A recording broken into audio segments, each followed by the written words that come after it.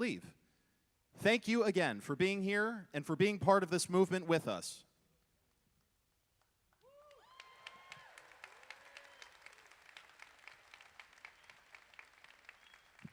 All right, folks, put your hands together and please welcome to the stage, representing the tenacious 12th District, Detroit's very own Congresswoman Rashida Tlaib. Let's show some love. Welcome to Detroit. Where's my gangsters and all my thugs? Throw them hands up and show some love. And welcome to Detroit City. I said welcome to Detroit City. I told them they had to let the music simmer. It had to, right, Rosalind? Come on, it had to simmer. It had to just play out there. Welcome, y'all. Welcome to Detroit. I want you to know, if you are from surrounding communities, Michiganders throughout, and Detroit's not your home base, I said welcome. Welcome to the most beautiful, blackest city in the nation.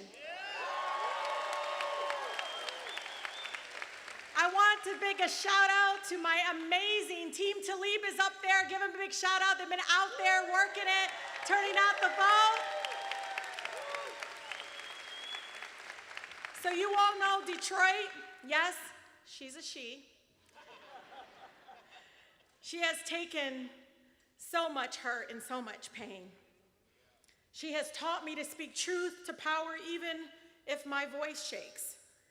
She has endured the most painful negligence, not only here in our own state, but really from the nation, the racism. We have shown people around the nation what hurt looks like when our government turns their back on us. Detroit's community mothers, many of them are here today, know what it means when we say nothing stops Detroit.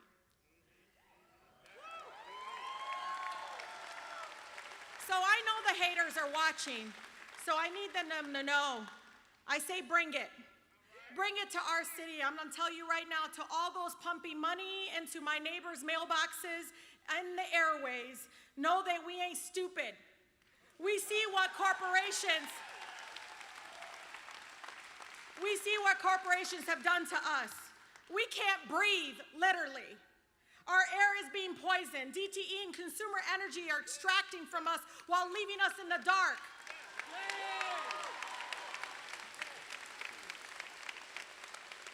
Big grocers have the audacity to put AI and surveillance technology in Kroger's, Walmart. Shame on them to jack up our prices. And you all, the sicker we get, the more money Haley and Cherie's campaign donors make. Remember that. In 2019, folks thought electing Alexandria Ocasio-Cortez and myself was impossible. We ran on no corporate dollars, abolishing ICE, reparations. We ran in 2019 on reparations, Medicare for all, taxing the rich, increasing the minimum wage, stopping the endless wars, and yes, we ran on a free Palestine.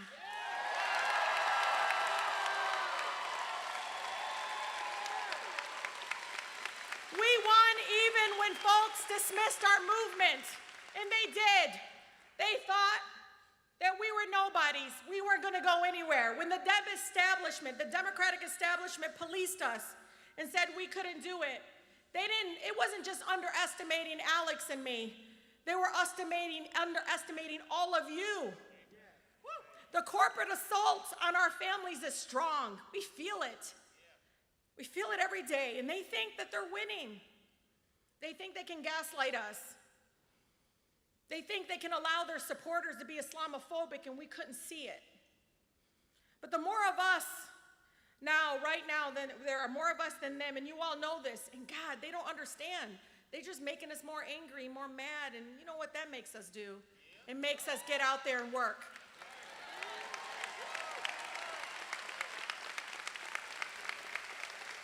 And I want to to be honest today because I was telling Councilman Denzel McCampbell today, my fellow comrade, I said, you know, I'm angry today.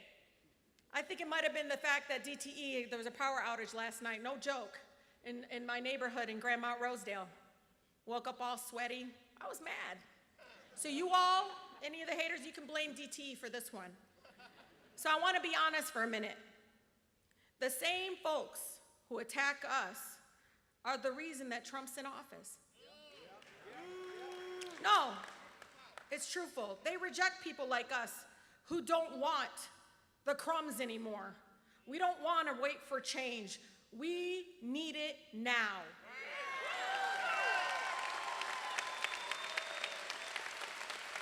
So when the folks come out and try to box us in and they say, oh, well, you know, you all this and that and this and that. Well, the fact that you haven't moved with urgency is what literally is why people feel betrayed. Right now, our country is hungry for urgency. These are years we can't get our children. These are years we can't get our children back for them. They can't wait any longer. The past few years, I watched corporate Congress member next to my district, who represents the neighborhood that raised me, Southwest Detroit. I watched him not call his residents back. Ask Councilwoman Gabriela Romero, she knows. They call our office when Cherie don't call them back. And yeah, Cherie, we know your billboards were a lie. They take, you know, he takes money from ICE contractors while they terrorize us.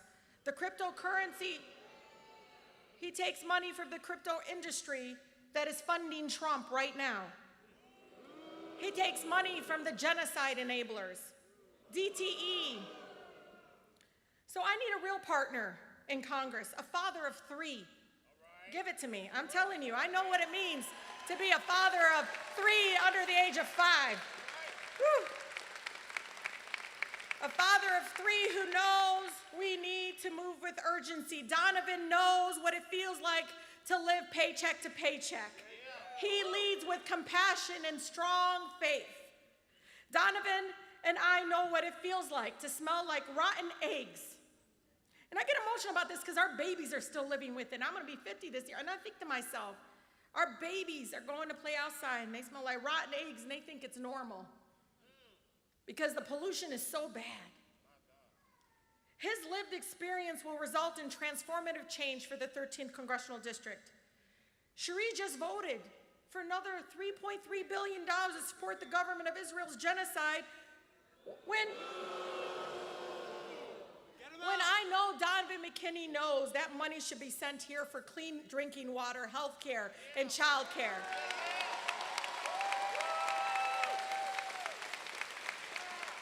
Together, we are more powerful than you can imagine. These right-wing politicians and corporate Democrats and their donors underestimate us every single turn. But I've seen the tireless work you all have put on doors, phones, building coalitions, putting town halls together to change our country for the better. And I know we're gonna win. When they're motivated by fear and hate and using literally, I see Cherie darkening the face of State Rep Donavan McKinney. When I see supporters of others literally using Islamophobic tropes to attack our people that we support just because they support Medicare for all.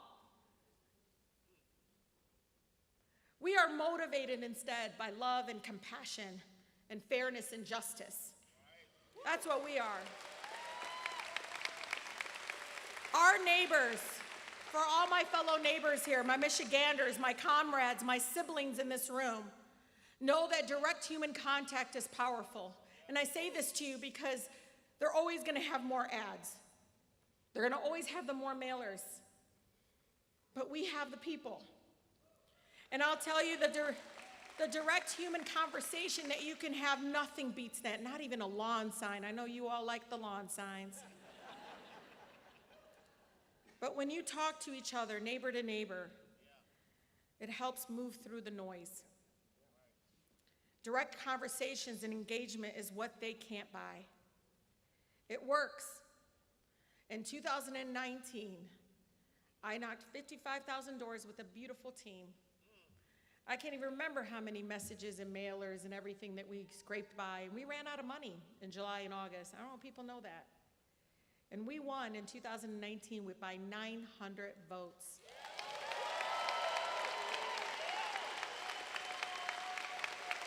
And I'll tell you, that 900 votes, right? And I tell everybody, we made history. I didn't run to be the first, but you all sent the first Palestinian American woman to Congress, and we made history together.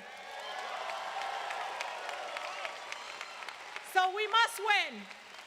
Our babies are counting on us because we have no choice.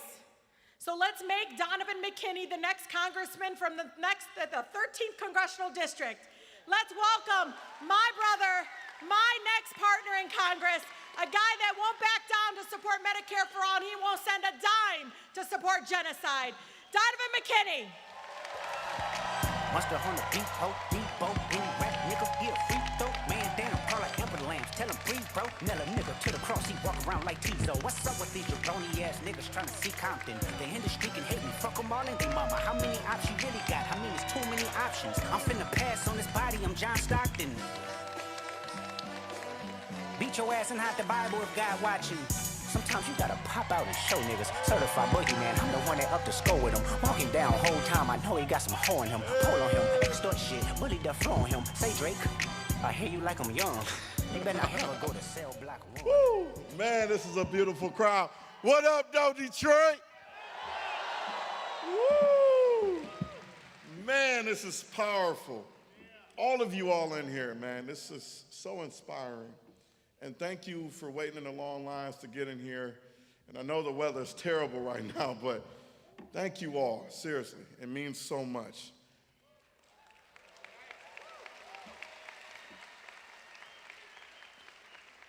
So my name is Donavan McKinney. Currently, I'm one of your state representatives. I'm running to represent you to become your next congressman in Michigan's mighty 13th district.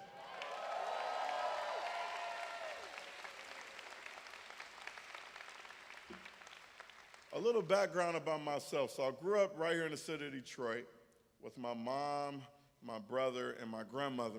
We moved over 13 times across the city. We stayed in cars, we stayed in shelters, sometimes out in the street. And there were some days where we didn't know where our next meal was going to come from. But there was no shortage of love and prayers that got us through those tough times. Now I have a beautiful wife at home. We're raising 3 amazing children, all ages 4 and younger. So they will be here today, but the weather's kind of a little crazy, so we kept them at home. I got 2 baby boys, 4 and 2, and our youngest daughter, who's now just turned 11 months old.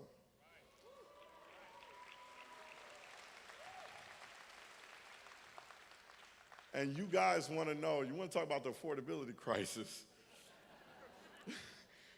The biggest expense in our monthly budget is what? Child care. So we pay more in child care for our oldest son than we do our mortgage. Just think about that. And we want our people to have these kids and raise these young families, but they just can't afford it. And so that's why we are fighting for free universal child care.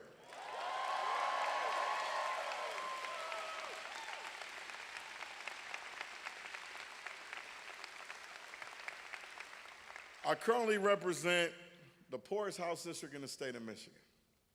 $14,000 is the median income of my current district.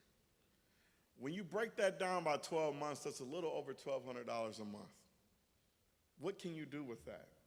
The cost of living is skyrocketing. And now I'm running to represent the 5th poorest congressional district in the nation. The 5th poorest. And what's top of mind for a lot of our people is, can they really make it and survive? And so this is what we absolutely need more now than ever. This is why I'm running for Congress, because not only all of us deserve better, the mighty 13th deserves better, but this entire country we call America deserves better. Am I right?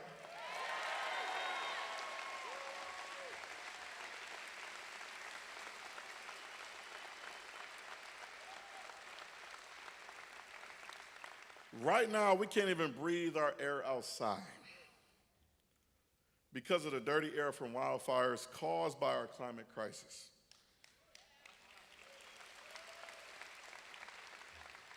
Caused by our over-reliance on oil and gas. Like DTE, our monopoly utility company, that keeps raising our rates while also leaving us without power. What sense does that make, y'all? After multiple grid overloads and the storms from last week, we had people without power for more than a week. And while we have seniors right now still without power and dirty air leading to our hospital emergency rooms being filled, we still have far too many community members going without necessary medical care.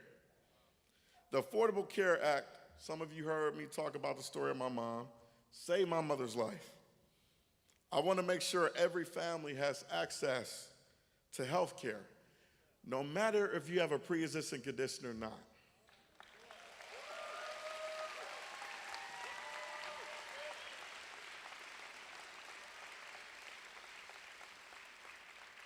But we can't get Medicare for all or free universal child care until we overturn Citizens United.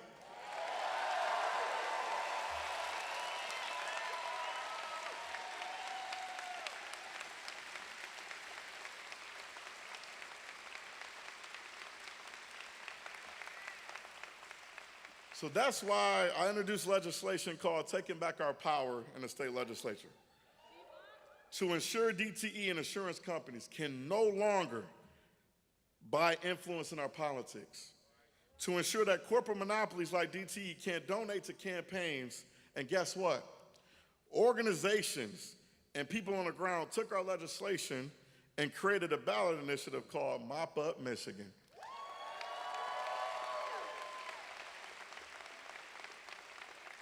They collected over 600,000 signatures statewide. And coming up on July 24th, the State Board of Canvassers will vote to put it on this year's November ballot.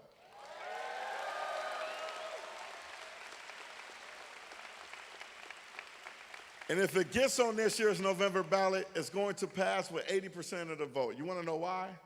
Because if you're a Democrat, Republican, Independent, it doesn't matter. We all understand that corporate influence in our politics is just too much. Am I right?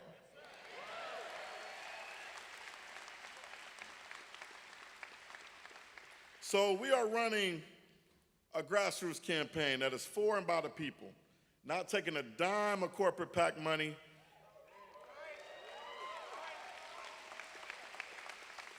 from DTE, AIPAC, crypto, or any special interest. We are going up against a multimillionaire incumbent, and we have them running scared. So they're spending huge amounts of money trying to stop us. They know that organized people beat organized money every single time.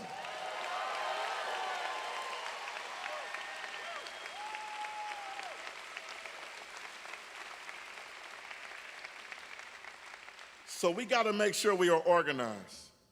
Because a campaign like ours, a campaign like Abdul's, a campaign like AOC's and Bernie Sanders and Rashida's ensures that it's going to take all of us to succeed. So it's the 3 T's I like to say. We need your time, your talent, and your treasure. If you have any time, please come out and volunteer on our campaign, whether that's knocking doors, making these phone calls to reach as many people as possible. If you have a hidden talent that none of us know about, please share it with the campaign. And if you have a little bit of treasure, and I know times are hard, cost of living is skyrocket for a lot of us, the pump, the gas, oh man, the prices at the pump is crazy. But if you have a little bit to spare, dig in a little deeper and help us out and donate to our campaign, because that is what a people power campaign is all about.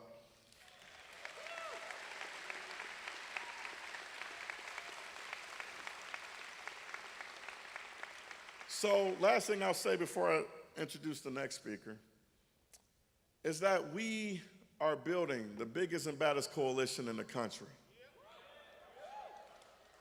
This is a nationwide movement, y'all. But it's coming to Michigan, am I right?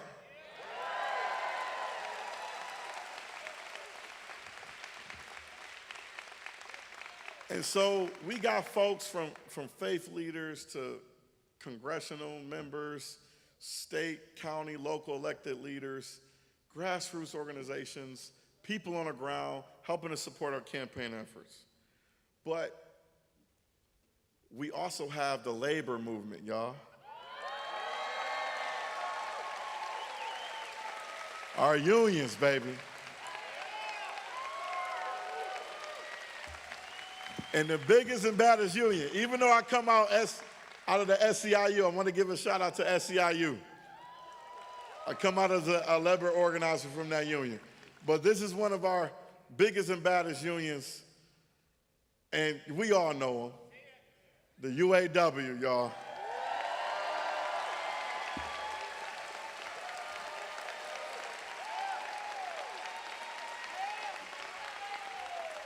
And I want to tell this quick story because when this man first got elected as the international president of UAW, his first day on the job, he had to go to the bargaining table. First day on the job, because they were literally negotiating one of the biggest contracts in the history of the UAW. And guess what? They won. And so this next man pretty much needs no introduction, but he's the current and future. We're gonna re-elect him, right? International President of the United Auto Workers. Y'all make some noise for Shawn Fain.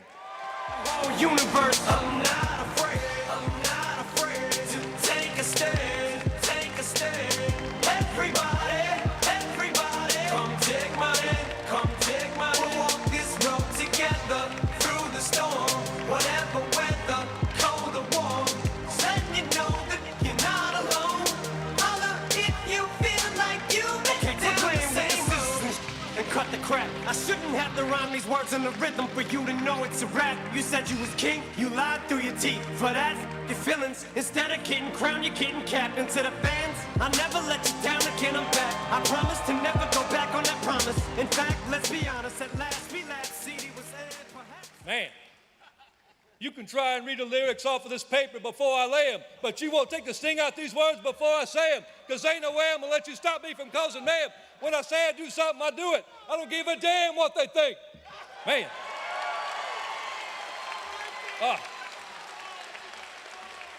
Man. There is nothing like being in Detroit and the sounds of Eminem. Man, nothing. And there's also nothing better than being in a place where we all come together for a common cause. To reverse the worst wealth inequality in the history of this country and take back power for the working class.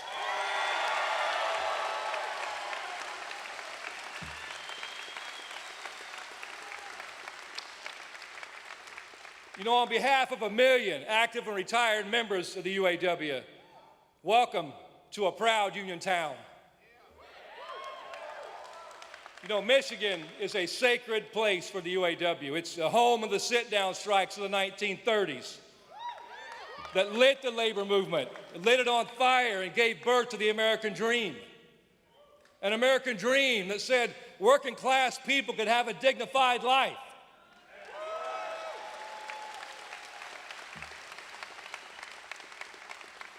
A life where you could raise a family, you could own a home, you could take the kids to the doctor without worrying about breaking the bank. You could retire knowing that you were going to be okay because you had a pension and health care that you earned.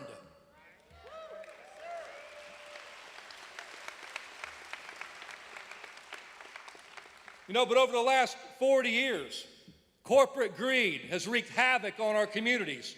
And the billionaire class turns around and tells us it's our fault. They tell us workers make too much money. They tell us pensions aren't realistic. They say that we don't deserve the dignity that we fought so hard to win. And then they told us that it wasn't the billionaire class we should blame.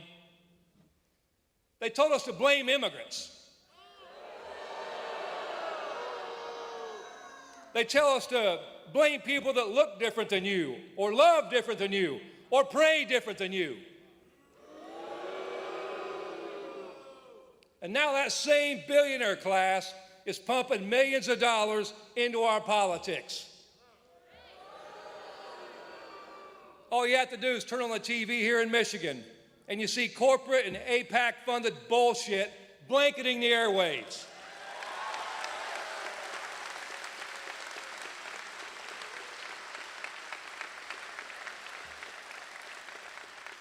The UAW had to send a cease and desist letter to dark money super PAC running a TV ad with the UAW wheel and President Obama attempting to mislead voters.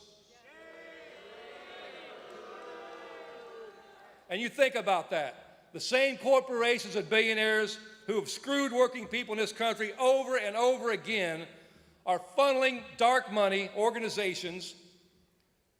They don't have to tell you where their money comes from, so they can blanket the airwaves with their bullshit and try to mislead working class people as they vote. Is that okay with you? No!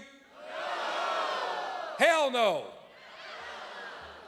Just like it's not okay that 12 billionaires and now a damn trillionaire own as much wealth as the bottom half of society.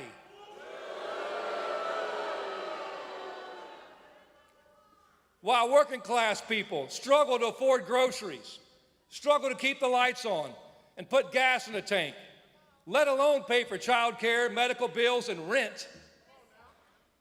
Let me ask you a question. Don't we deserve better than this? Don't working class people deserve dignity? You're damn right we do. And if there's one thing I've learned in my 32 years as a member of the UAW, it's that the working class can only win what we're willing to fight for.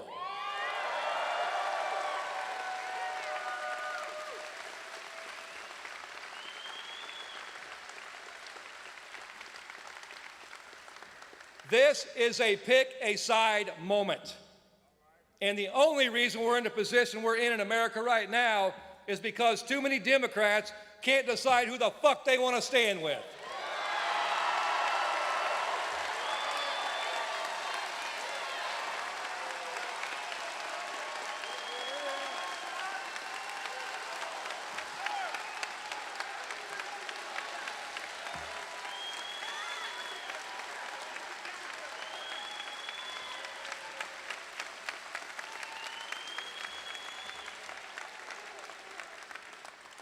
So we need to make sure that whoever represents this state in Washington, D.C.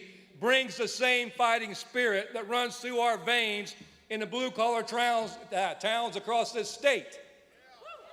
And the fighter our union wants in the U.S. Senate is Abdul El-Sayed.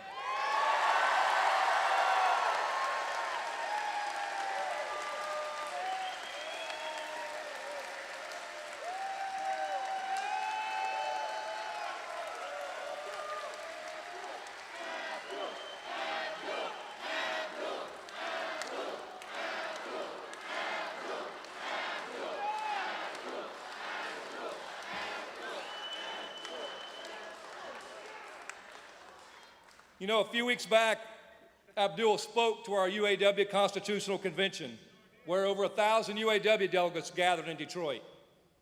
UAW members from all over the country, and from every part of Michigan, from Detroit to Flint to Three Rivers to northern Michigan, and they were on their feet. And these people also come from all over the political spectrum. We have members that are Republicans, we have members that are Democrats, we have members that are independent, we have members that don't give a damn about any of these parties. But the thing that was cool that day is they were all saying the same thing after Abdul spoke. They were saying, this guy understands me. This guy gets me. We love this guy. That's because working class people are done with politics as usual.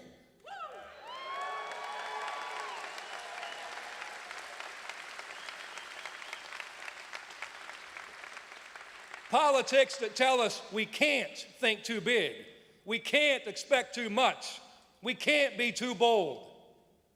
It's the same thing the boss tells workers all the time. Don't ask for livable wages. Don't ask for good health care. Don't ask for a secure retirement. Don't ask for time off. Don't ask for dignity. And we know that's all bullshit.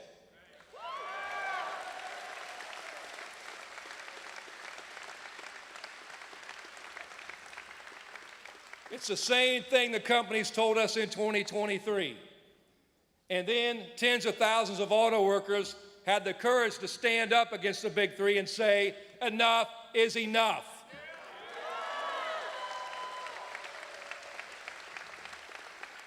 We struck all three companies at the same time, and we fought and we won.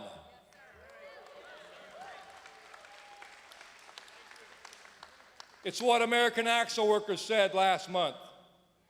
1,000 members of UAW Local 2093 went on strike. They never wavered, and they won their demands.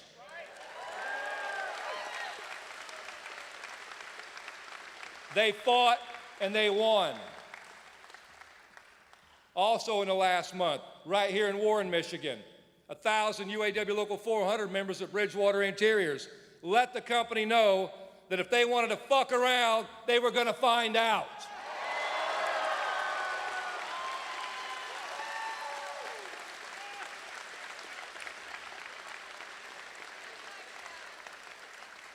So the company decided to give workers the raise that they deserved and that they demanded. They fought and they won. You know, the political class always tells us not to ask for much. Don't ask for Medicare for all. Don't ask for billionaires to stop buying our political system. Don't ask for enough money to afford a damn life. Well, Abdul is calling bullshit on that.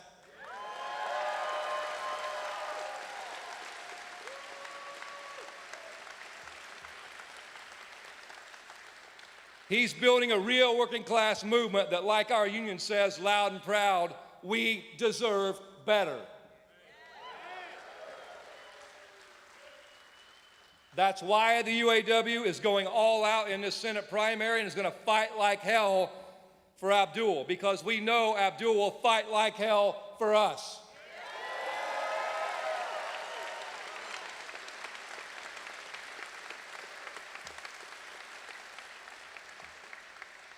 When we elect Abdul, he won't be alone. He'll be joining a growing group of fighters for the working class.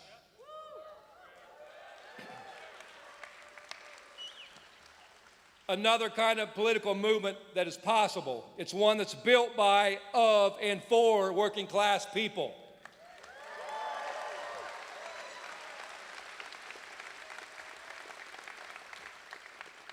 And our next speaker knows all about building a movement. She's inspired millions to actually fight, to run for office, to go on strike. She's helped build one of the most inspiring political movements that I've seen. And it's an honor to stand shoulder to shoulder with her. I've learned from her, and I know everyone in this room has. So Detroit, please join me in welcoming this badass fighter for the working class, our friend, Alexandria Ocasio-Cortez.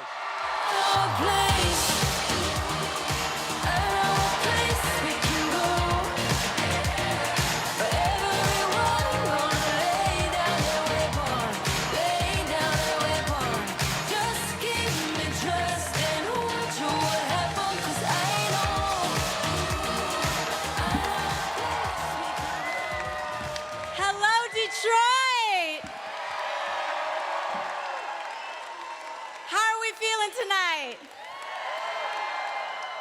Good evening. It is such a pleasure and a privilege to be here with you all tonight. And I want to first thank UAW President Shawn Fain for the kind introduction. You all have one of the foremost labor leaders in America here in Michigan, right here. And what Shawn has accomplished in his time leading one of the most powerful unions in America is incredible.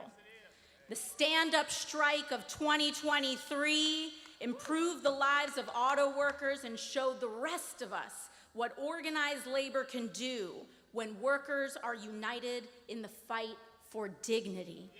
Thank you, Sean.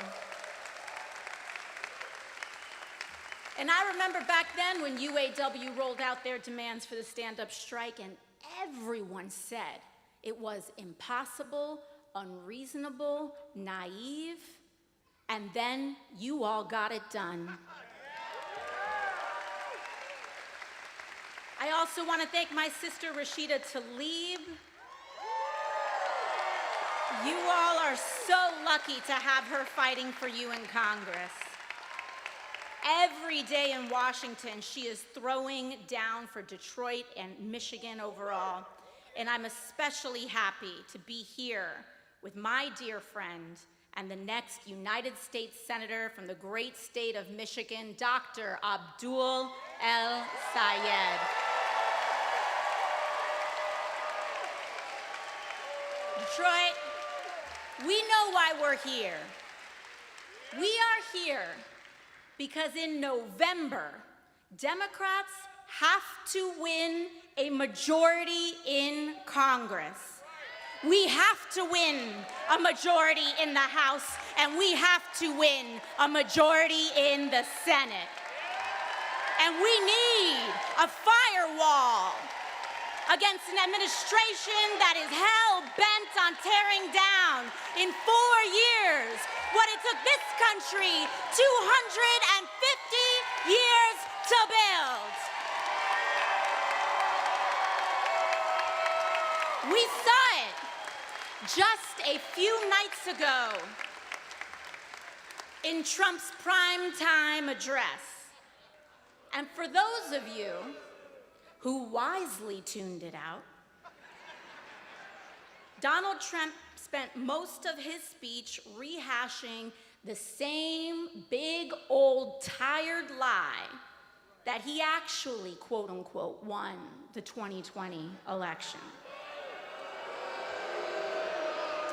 And we know he will stop at nothing to stay in power.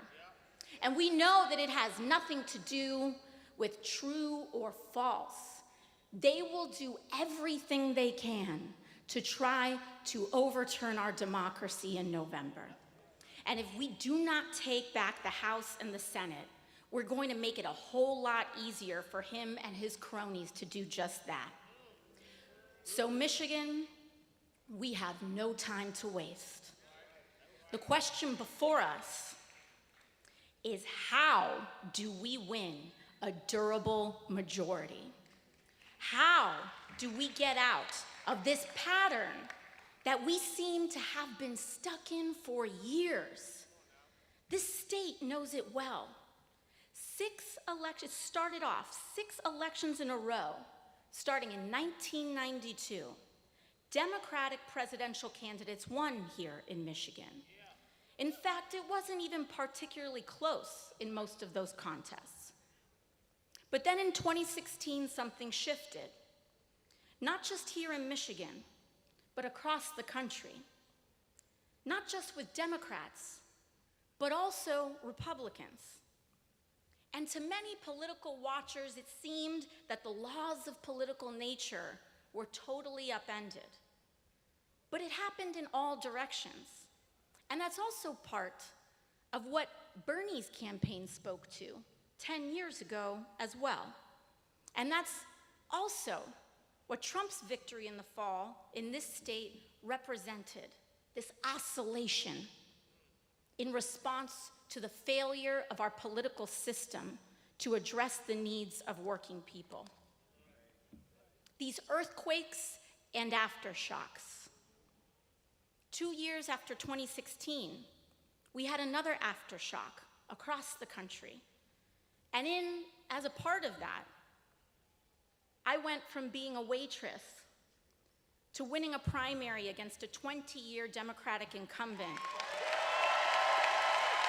who was meant to be the next Speaker of the House. So I get it, Michigan. Because my frustrations, precisely because the stakes of Republican leadership are so high, precisely because of their corruption, their discrimination, the gutting of voting rights, I understood the stakes of cleaning up my own backyard back here at home. That we had to look at our contributions and why people like my family and my neighborhood felt so failed by the party in charge of championing the working class and saying, how can we be better? In fact, we have a responsibility to be. And all of us have been trying to get a handle on what all of that means ever since. And we do know some of the many contributing causes and factors. Like, yes, one of the causes, deep causes, have been bad trade deals that hollowed out states like Michigan. Another cause was the record income inequality and the Great Recession spurred on by unchecked greed on Wall Street. And yes, yet another cause was the suite of shameful and quiet bigotries waiting in the shadows in pockets of our country. Racism, sexism, fear of our neighbor that seem to gnash their teeth the strongest the closer we get to uniting across our differences. All of these things are true, and yet there's more.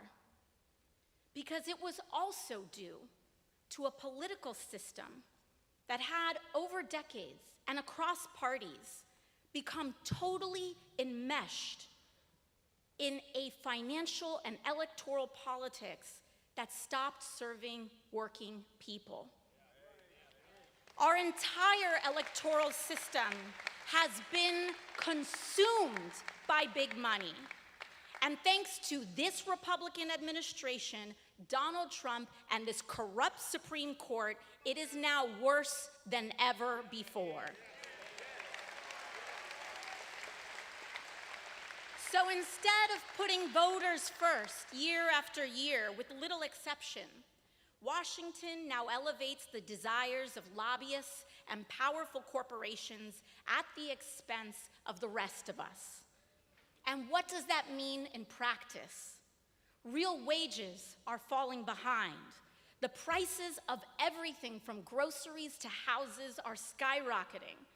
Our water, food, and air are being poisoned to pad the profits of major corporations.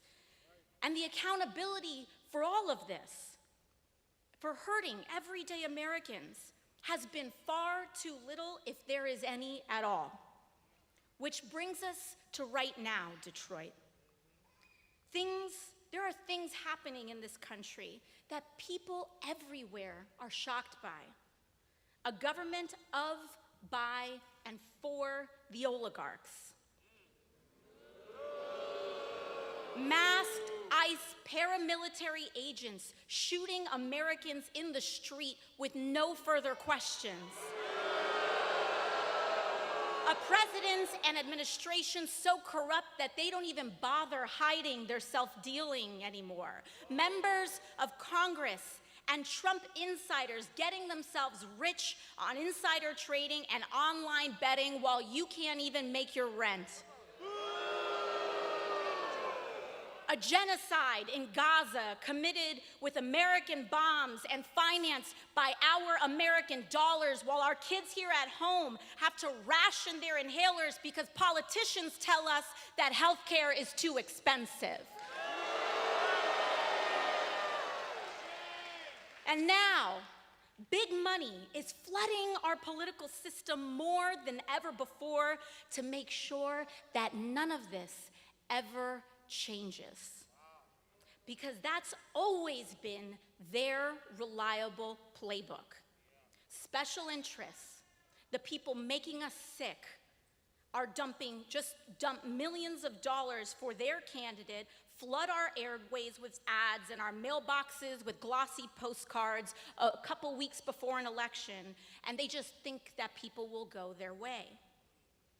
But when the stakes are so high, when more people than ever are living so close to the bone, eventually we have to ask ourselves, is the answer to our problems to turn to the same playbook over and over again? A playbook that says in order to win, Democrats must rely on the same dark money, 50 million and counting, from the same people that backed 35 election deniers to Congress who voted to overturn the 2020 election. A playbook that says in order to win, we need to show deference to Trump by thanking his same ICE agency that has shot Renee Good, Alex Preddy, Lorenzo Salgado Araujo, and Johan Sebastián Durán Guerrero. A playbook that says in order to win, we must be defenders of the same status quo that is drowning us and tells us the aspiration to change our government and the ambition to even try is foolish. No, it's not foolish, Michigan. It is the responsible and right thing to do.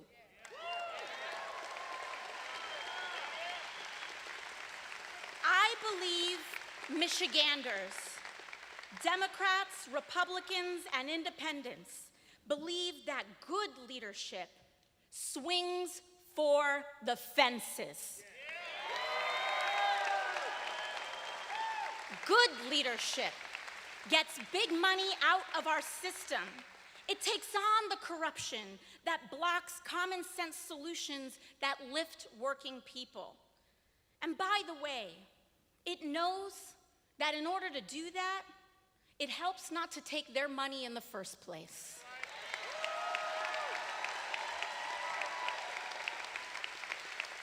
Pundits want to dismiss this idea as naive. But I want to tell you something. The last time Democrats won in the House, won our largest majority since Watergate in 2018, 185 Democratic candidates of all backgrounds, rural and urban, progressive and moderate, ran by not taking a dime in corporate money. It's not naive, it's how we win, Detroit. And it's not just how you win a primary, it's how you win a general election. We can't be in cahoots with the same money that is oppressing us.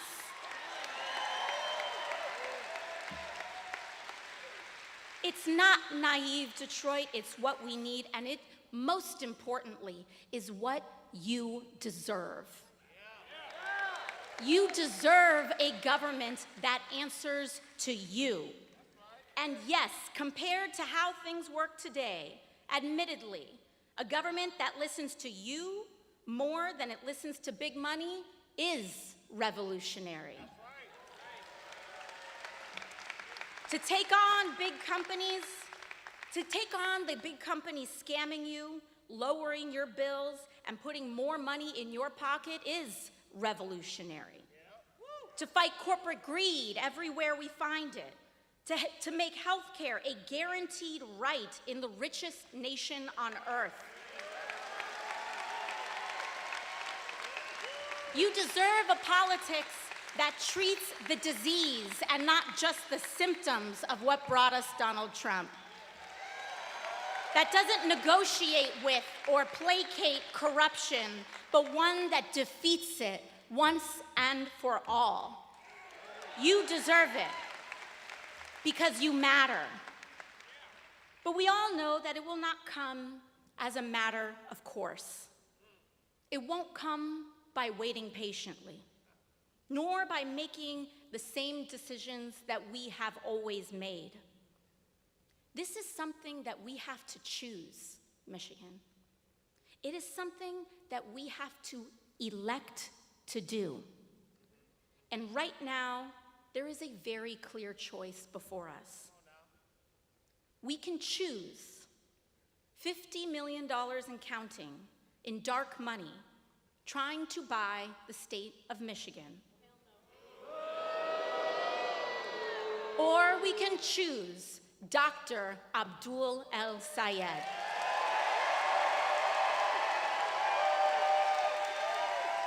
But the choice is up to us right now. Michigan.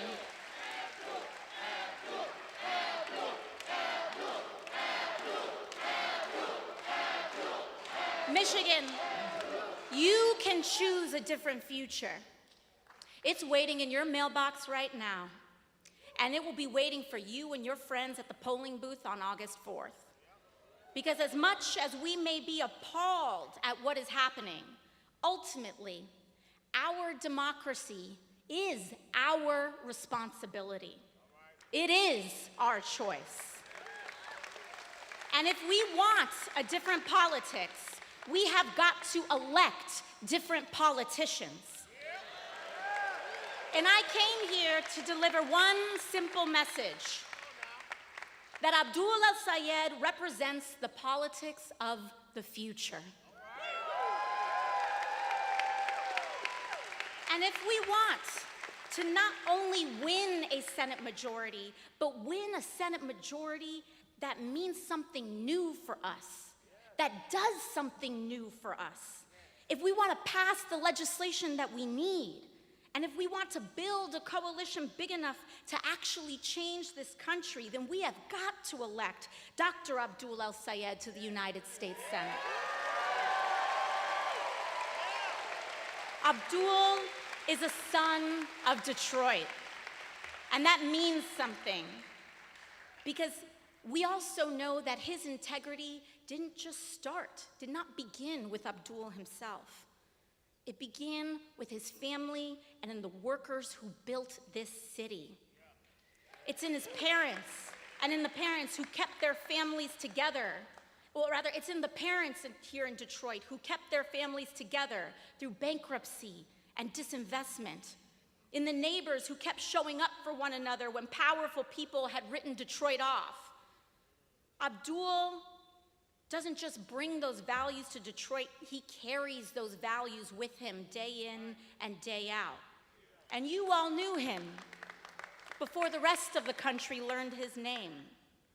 You know that when this city was coming out of bankruptcy, when the consultants and the creditors lined their pockets to pick this whole place clean, Abdul came home to rebuild its health department as a public health official. And you know that when kids who were struggling couldn't see the blackboard, he wasted no time and got them glasses. Detroit, Abdul is a man of integrity and discipline. Make no mistake about it. He is a man of faith, a man devoted to his family and to his beautiful daughters. Abdul is a good man. It is why he earned the endorsement of the UAW, an institution that knows Michigan workers. Because the UAW looked at all the candidates in this race and chose him because they have fought alongside him and they know him. And I want to close with this, Michigan, because this moment right now is bigger than ideology or party. It is one of country. I want to tell you what they're whispering about Michiganders out in Washington, because I've heard it myself. They're saying a state like yours and a people like you can't elect an American like Abdul.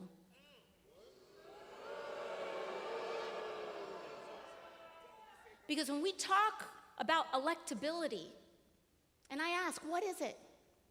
Do we really think that Michigan doesn't want to guarantee health care to every American? I don't think that's right. I believe that Michigan wants to establish health care as a right to every person in this state. Michigan wants to strengthen our unions in every state in America. Michigan wants to establish a government that is finally no longer for sale. And those are all what Abdul believes.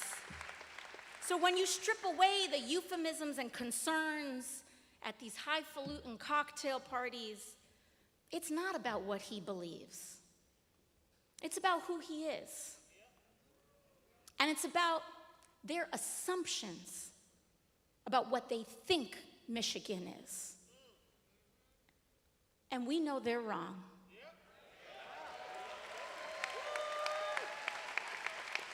Not only that, but in a moment like now, we do not get better by accepting the logic of this administration. We do not get better by shrinking our idea of what America is and what we're capable of. We don't do it. We turn this ship around by showing how big we actually are as a country. We turn this ship around by rising to our aspirations and our greatest ideals. We will never win the heart of this country by shrinking from who we are. And Abdul El-Sayed is America. We all are America.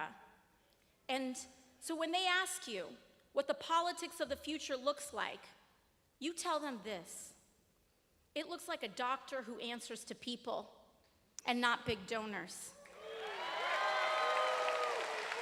It looks like Detroit. It looks like an absolute and unwavering commitment to healing this country.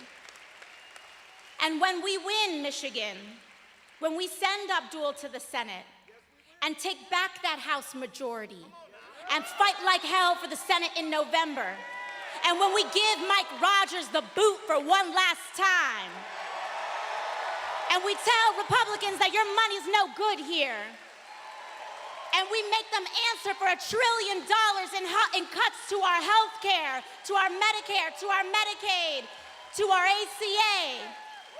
We tell them that the answer to them cutting our health care is Michigan sending a public health official to the United States Senate.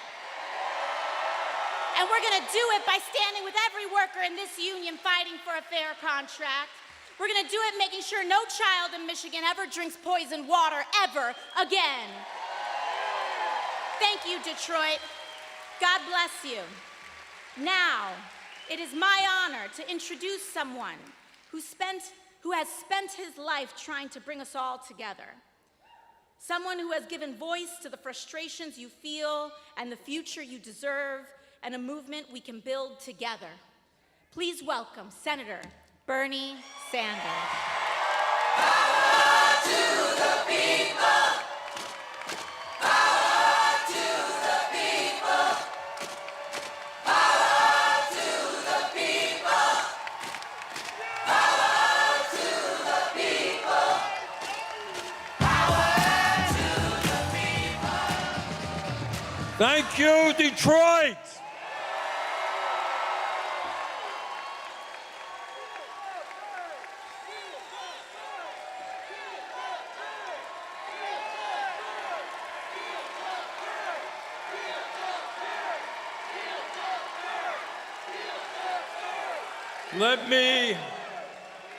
Let me thank everyone in this great crowd for coming out to make sure that we elect Abdul El-Sayed to the United States Senate and Donavan McKinney as the next U.S. Congressman. And let me thank Rashida Tlaib for the great work she is doing in Washington. Sean Fain for being one of the outstanding labor leaders in the United States of America. And Alexandria Ocasio-Cortez for inspiring young people all over this country.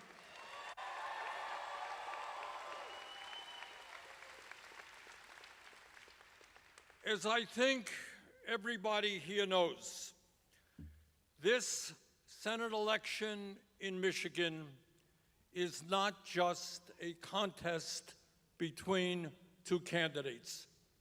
It is much, much more than that.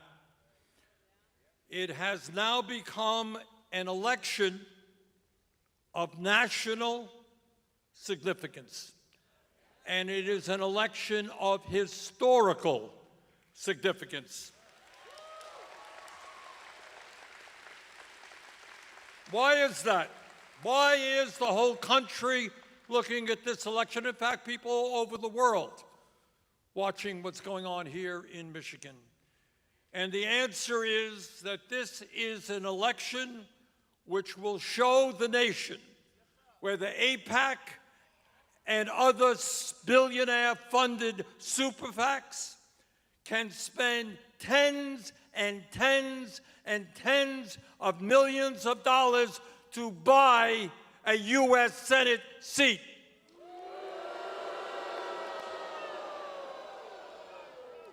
Or whether within a corrupt campaign finance system, the voices of ordinary Americans, the people of Michigan, can prevail. That is what this campaign is all about. It is about democracy versus oligarchy, and we are on the side of democracy.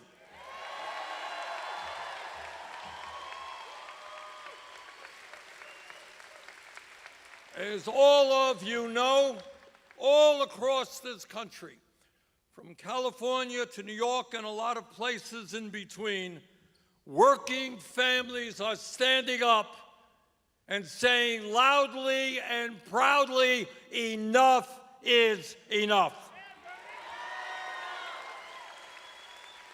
Now, a lot of that has to do with growing opposition to a president who is an authoritarian and who does not believe in the rule of law.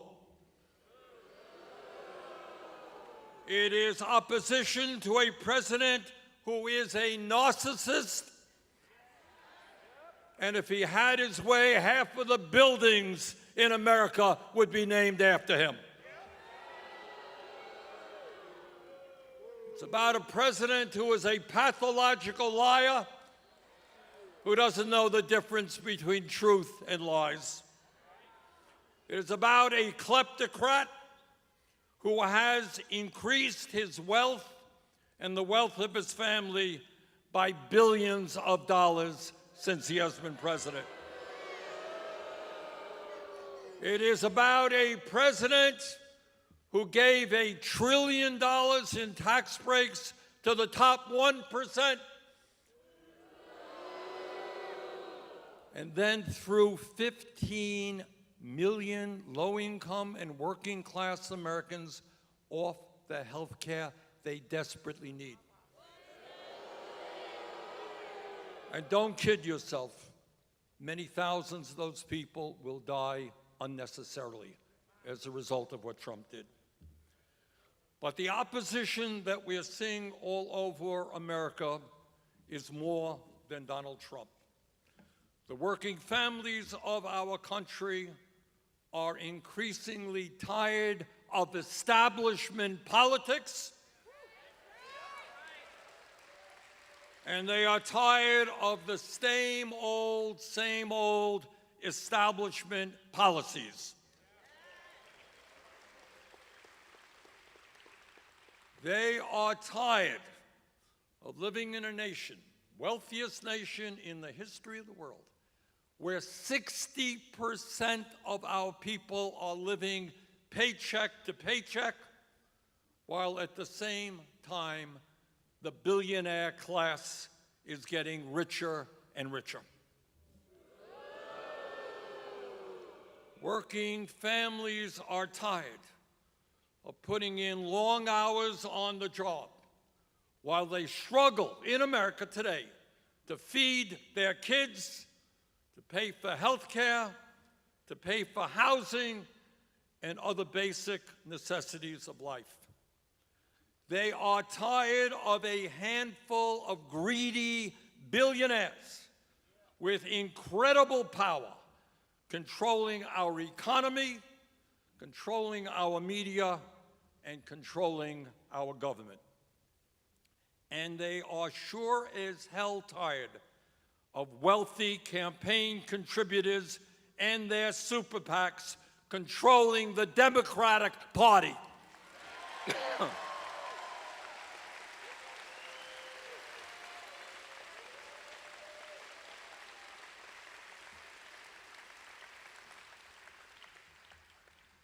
The American people understand that this country faces enormous crises, and they want change, real change. And brothers and sisters, that is why progressives have been defeating establishment candidates all across the country.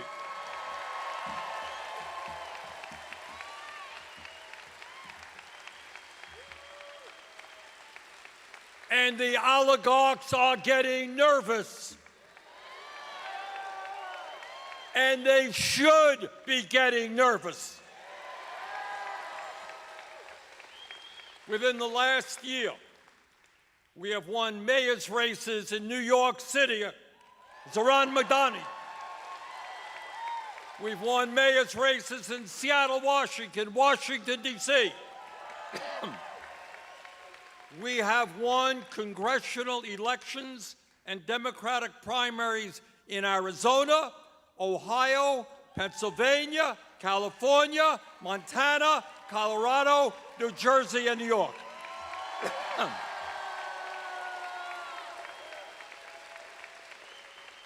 And brothers and sisters, despite all of the money that the oligarchs are throwing into this election, we're going to win here in Michigan as well.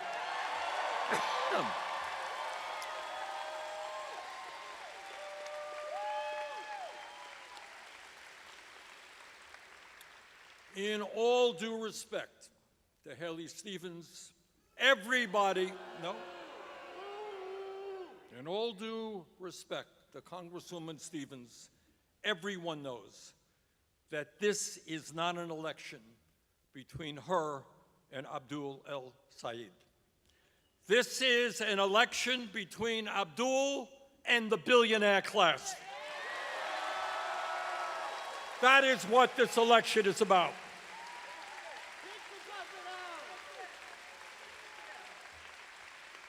A billionaire class which has already, and there are 2 weeks left to go in the election, has already spent $50 million against them. Now, I want everybody here and throughout the state, people turning on the TVs and they see all these ads, I want you to ask yourself a simple question. Why are the richest people in the country spending tens and tens of millions of dollars to defeat Abdul el-Sayed? Why does the billionaire class feel that they need to outspend them in this election 12 to 1? 12 to 1. What are they afraid of? And the answer is obvious. They understand, quite correctly, that when Abdul is elected to the Senate,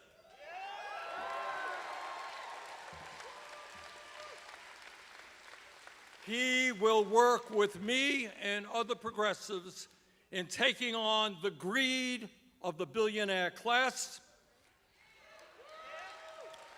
and fight for an economy and a government that works for all of us, not just the 1%.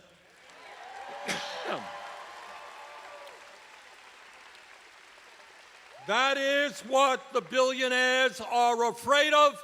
And hey, billionaires, you should be afraid.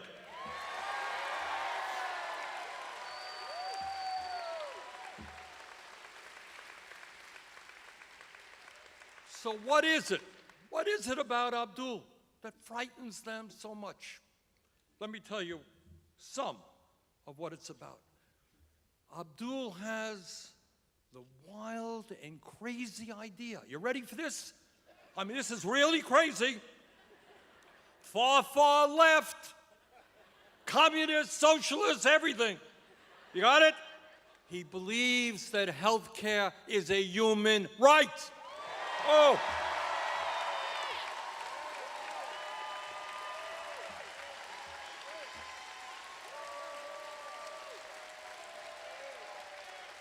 Now, how radical can you be?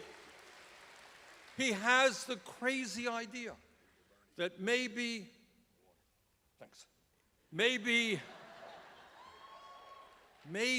in the richest country in the history of the world, we should do what every other bloody country on earth is doing.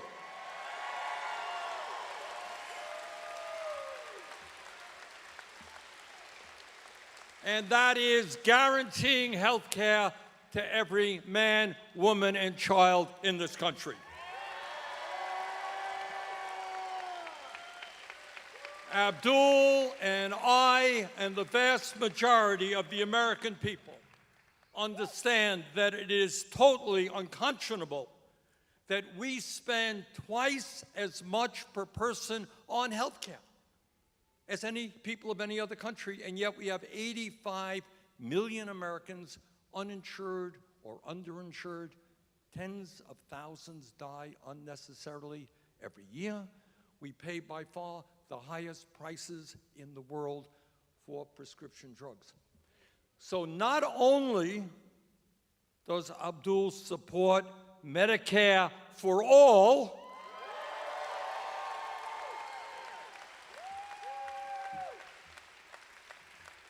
he wrote the book on it.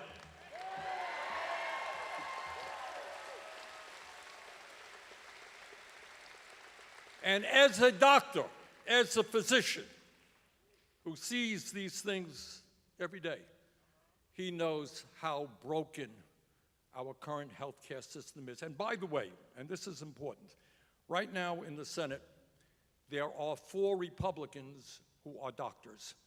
I want at least one doctor in the Democratic caucus to stand with us.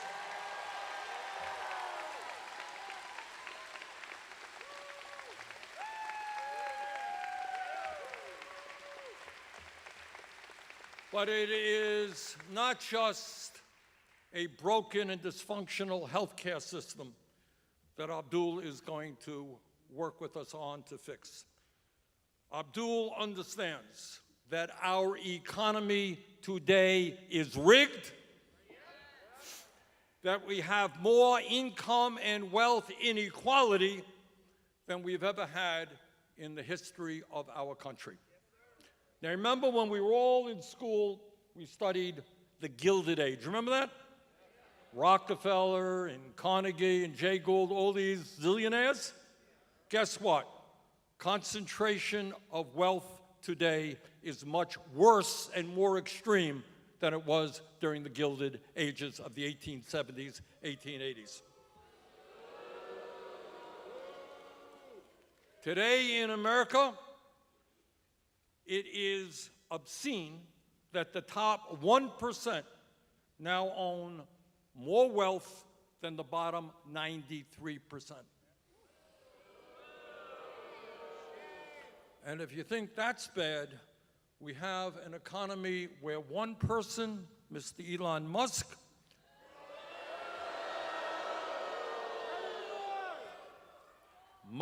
today owns 3 times more wealth than the bottom half of American households. How insane is that? And Abdul understands that the children of Michigan and Vermont and America are the future of this country, and it is not acceptable that we have the highest rate of childhood poverty of any major country on earth.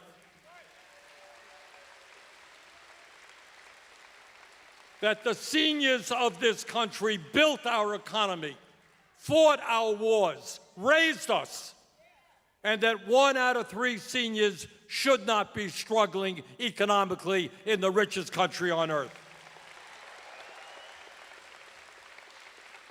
And Abdul understands the insanity that in a country as wealthy as this, the economists tell us that it is likely, unless we change it, that our children will have a lower standard of living than we have.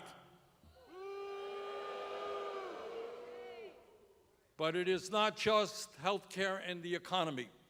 I do not have to tell the people of Detroit that Donald Trump has it wrong when he thinks that climate change is a hoax.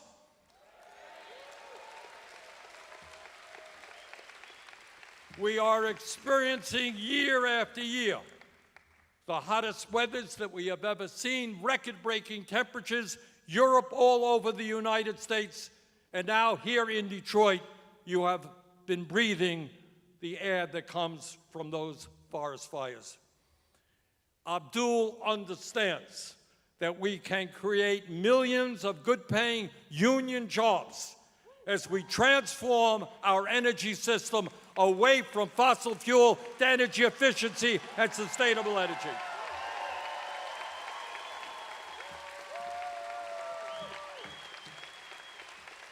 And we're going to do that whether the oil companies like it or not.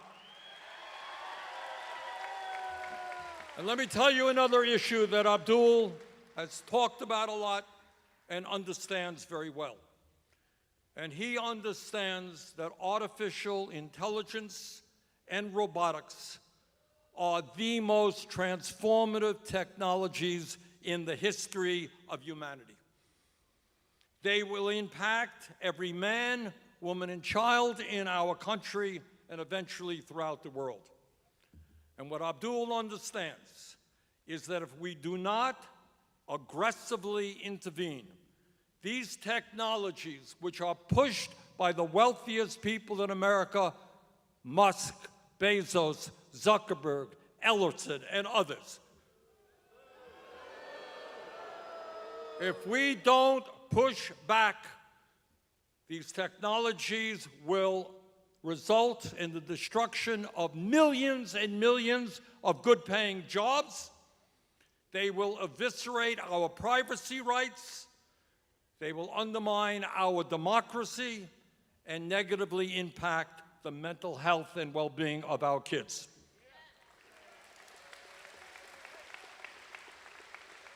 And by the way, I've talked to a Nobel Prize winner who worries that if AI becomes smarter than humans, which is a pretty low bar, it could become independent of human control and threaten the very existence of humanity. Abdul understands that and will work with me to make sure that AI and robotics work for all of humanity and not just for a handful of the wealthiest people in the world.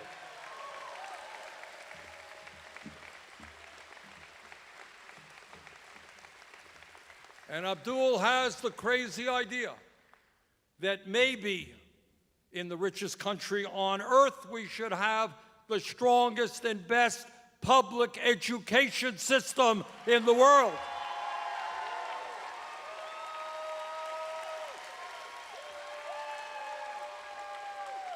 We need teachers who are well paid. We need a culture that respects education. In New York City, Mayor Mamdani is moving to make child care free. We should do that all over America.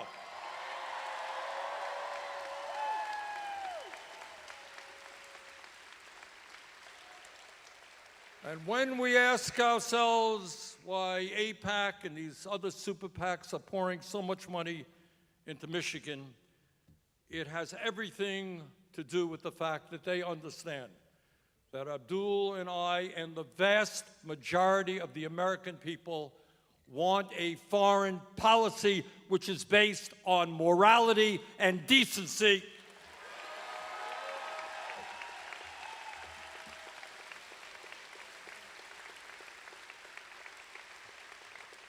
Like any country, Israel had the right to defend itself against a terrorist attack.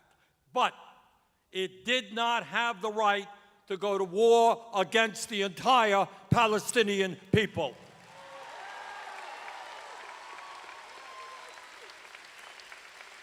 It did not have the right to kill more than 73,000 Palestinians and wound over 170,000, the vast majority of whom were women, children, and the elderly. It did not have the right to destroy virtually the entire infrastructure of Gaza, the schools, the health facilities, the water systems, wastewater plants, the electric grid, which a civilian population depends upon to survive. It did not have the right to destroy or damage 92% of all of the housing in Gaza.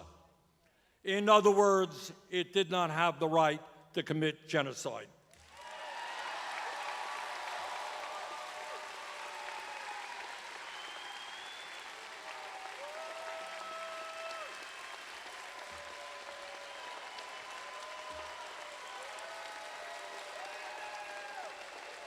But it is not just Gaza. Not just Gaza. Israel did not have the right to escalate its violence and annexation of the West Bank while the world's attention was focused elsewhere.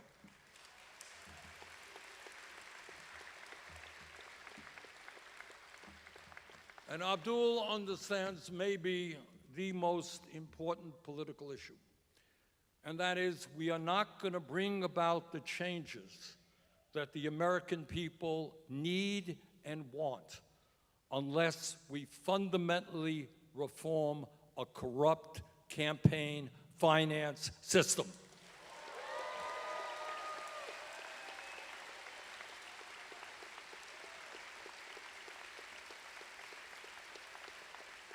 You know, in my small state of Vermont, we have town meetings. People come together every year to argue about how much they want to spend on the roads and on the schools and other local needs. And at the end of the meeting, the moderator asks for a vote, and people get one vote. One person, one vote. And that, to me, is what democracy is about. One person, one vote. Democracy is not billionaires buying an election in Michigan or anywhere else. And that is why not only do we need to overturn this disastrous Supreme Court decision on Citizens United, we need to get super PACs out of elections and move to public funding of elections.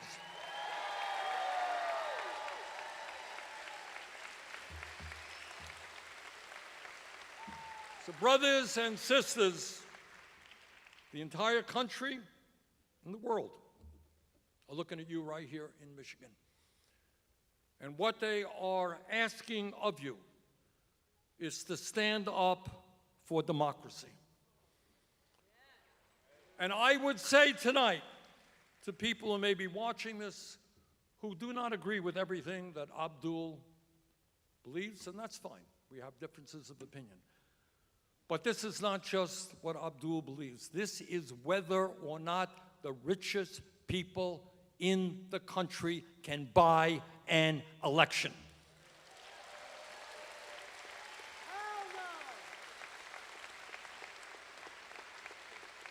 So they got the money, that's clear. They have unlimited amounts of money, but we have something that they don't have. We have a vision as to what this country can become.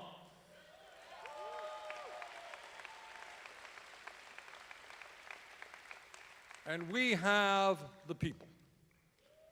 And like all great struggles, change never takes place from the top on down. It's always from the bottom on up. When working people stand together, when we refuse to let Trump and his friends divide us up by the color of our skin or where we were born or our sexual orientation. When we stand together, there is nothing that we cannot accomplish.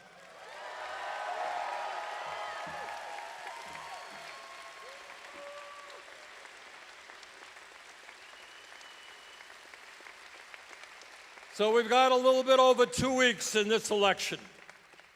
Let's go out on knock on doors. Let's make the phone calls. Let's bring our friends and family to the polls for the sake of America, for the sake of democracy. Let us win this election. Thank you.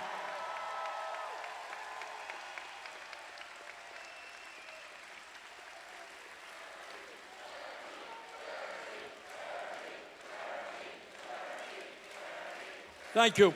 And now, it is truly my honor to introduce to you a longtime friend of mine, somebody who is holding the banner high in the fight for economic, social, racial, environmental justice, somebody who's taken on the whole damn world. Please welcome the next United States Senator from the state of Michigan, Abdul El-Sayed. And still I see no changes. Can a brother get a little peace? It's war on the streets and a war in the Middle East. Instead of war on poverty, they got a war on drugs so the police can bother me. And I ain't never did a crime I ain't have to do. But now I'm back with the box, giving it back to you. Don't let them jack you up, back you up, crack you up, and pimp smack you up. You gotta learn to hold your own. They get jealous when they see you with your mobile phone. But tell the cops can't touch this. I don't trust this. When they try to rush, I bust this. That's the sound number 2. You say it ain't cool. Mama didn't raise no fool. And as long as I stay black, I got a stage strap. And I never get to lay back, cause I always got to worry about the payback. Some buck that I roughed up way back, coming back after all these years. Right, tat, tat, tat, tat. That's the way it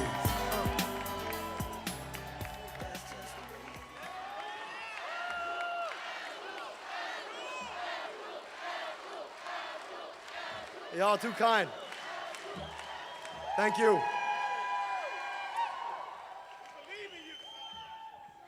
So first and foremost, I just want to thank all of the incredible speakers who came before me.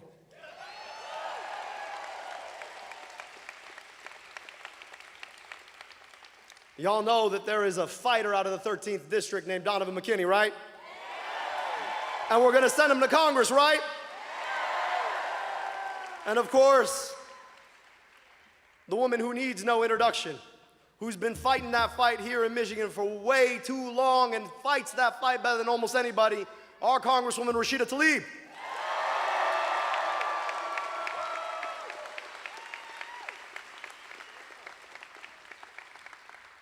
The Dean of Working People, the President of the UAW, Shawn Fain.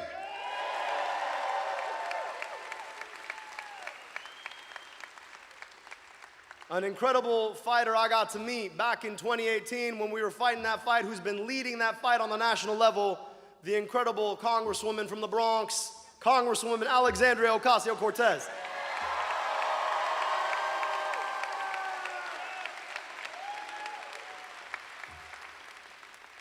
And of course, the man who has been leading the fight for Medicare for all, who has been the Jeremiah of the Senate, who has the will to stand up and speak the truth even when it's hard, our incredible senator out of Vermont, Bernie Sanders.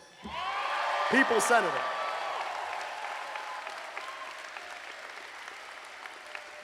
Now, some of y'all might have noticed that we're up against $50 million of outside spending. And so we're getting prepared to do some spending of our own. And so I need your patience with me because we got to do some lines for TV, all right? You see all these cameras? Y'all are about to be the stars of our next ad. So I'm going to bring back out Congresswoman Alexandria Ocasio-Cortez, and we're going to do some lines, all right?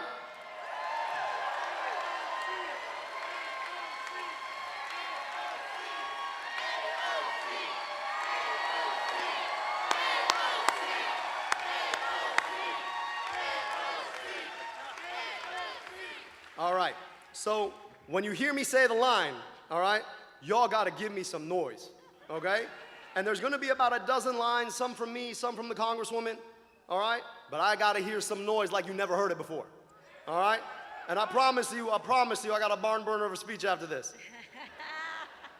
Ready? Trump donors, billionaires, and AIPAC are spending $50 million in lies to buy this election.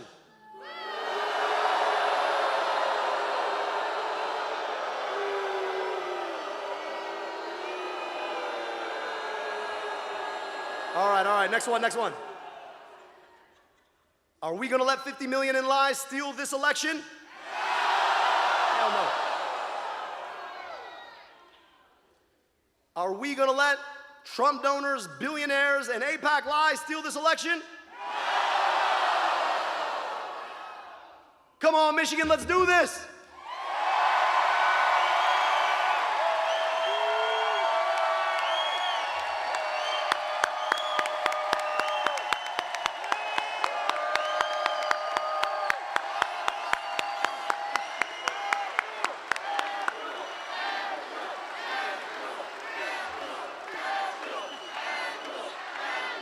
Y'all too nice.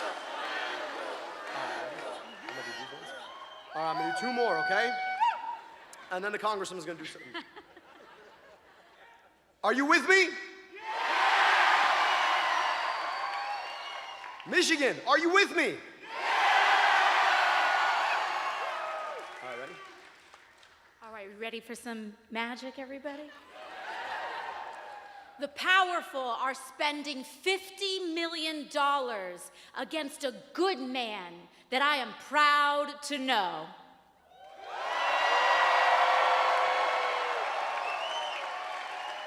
Billionaires, Trump donors, and AIPAC are spending $50 million disparaging a good man. Michigan, are we gonna let big money buy an election? Michigan, this is your moment. Get out and vote. We need you. Michigan needs you. Our country needs you. Your vote matters. Young people will decide this election. They're counting on you staying home, but we will not be counted out.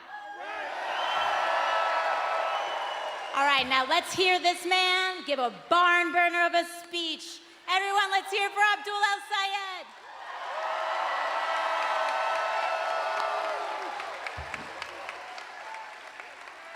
All right, y'all, let's get down to business.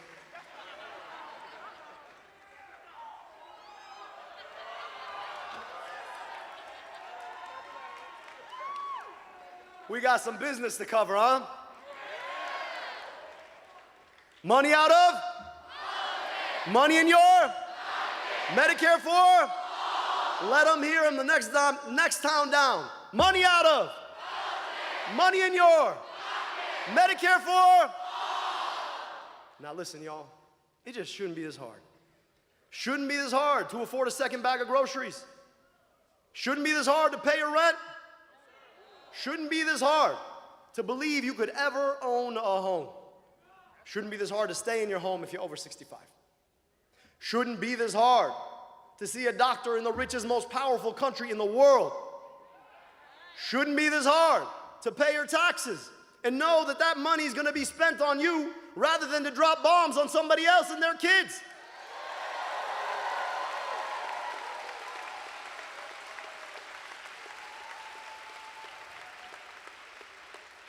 Now, y'all know I was never supposed to run for office. I mean, my parents gave me an 11-letter first name.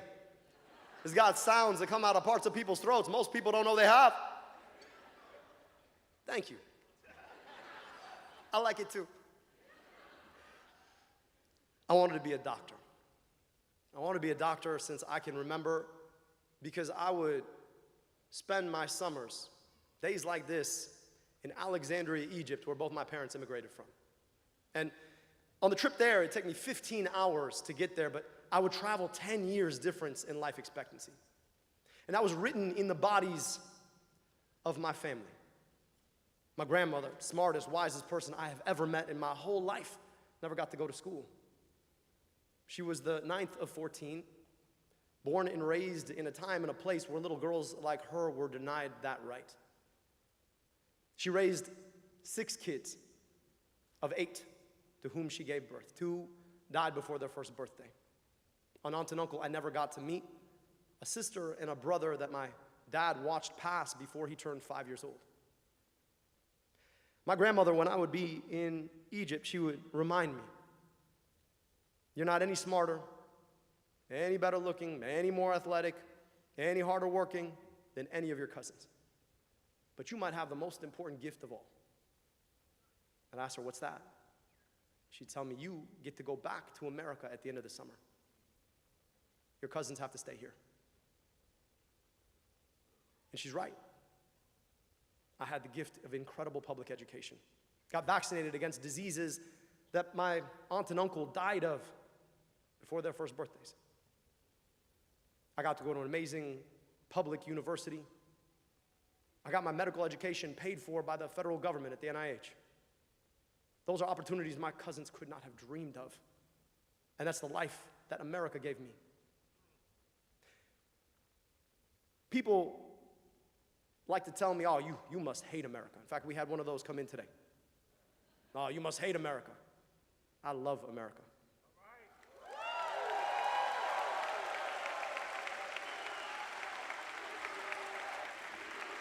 Right, USA. But to love America is to be honest with America. See, I didn't have to go 15 hours to travel 10 years difference in life expectancy. I could go 15 minutes from where I grew up, and I would cross the same 10-year difference in life expectancy. And the very same America that gave me all of these incredible gifts denied them from children growing up 15 minutes away whose families had been here far longer than mine. I love America, but I love America enough to be honest about what America owes all of her children.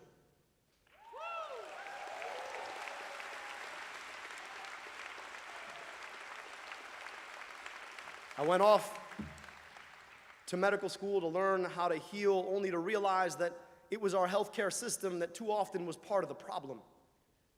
I was learning all this physiology about how illness manifests in a body, but watching as my patients were exposed to the pathophysiology of our politics just outside. Air, water,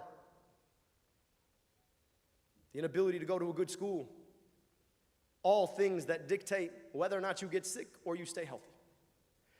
And watching people exposed to dirty air and unclean water walk into a healthcare system more eager to spit them out than to take care of them made me realize that I didn't want to work in the healthcare system, I wanted to work on the healthcare system.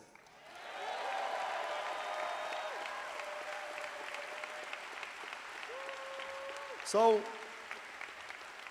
when we all graduated medical school, and yes, I did graduate medical school, and all my classmates went and pursued residencies like normal people to become specialists in medicine, I went into public health. Go public health, yeah, that's right. Hey, if y'all don't like explosive diarrhea, yay, public health, huh?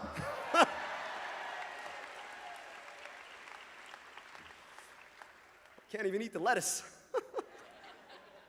Gotta breathe the wildfire air. And they appointed RFK Jr. to be the health director. You laugh so you don't cry. But, it's no wonder that the dude whose best public health advice is that you got to drink raw milk is overseeing all of this.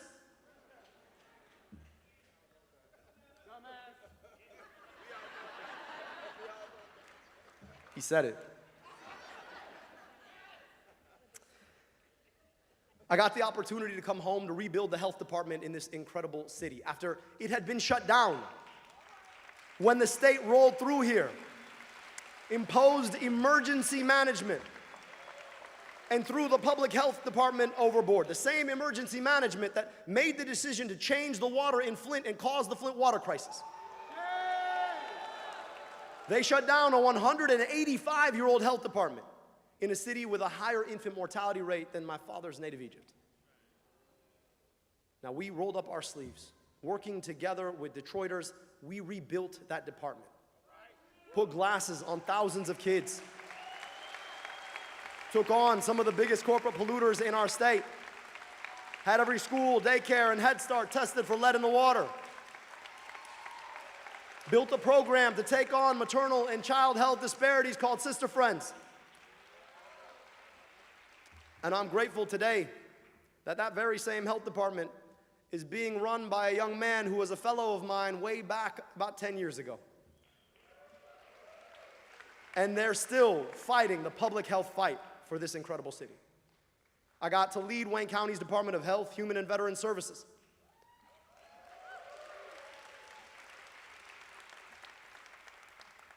We put Narcan in vending machines for free.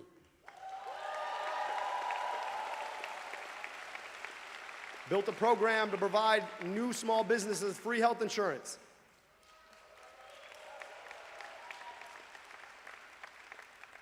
Put air quality monitors all over this county.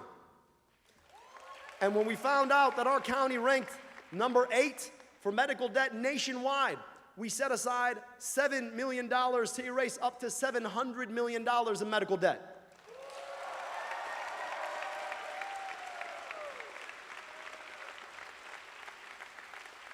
Here's my favorite. They're like, well, it hasn't erased it all yet.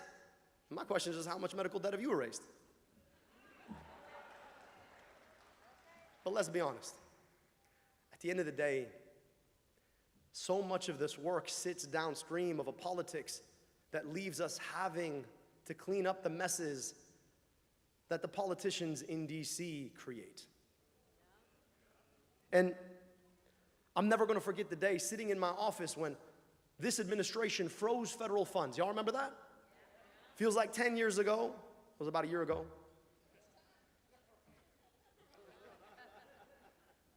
And I'm trying to figure out how to make sure that WIC checks keep going out to put food on the table for moms and babies. How to make sure people don't miss the appointment they've been waiting for at the federally qualified health center. Trying to make sure that vaccines can still go in arms. And I get a notification on my phone that after his long career, our current U.S. Senator Gary Peters is no longer seeking re-election.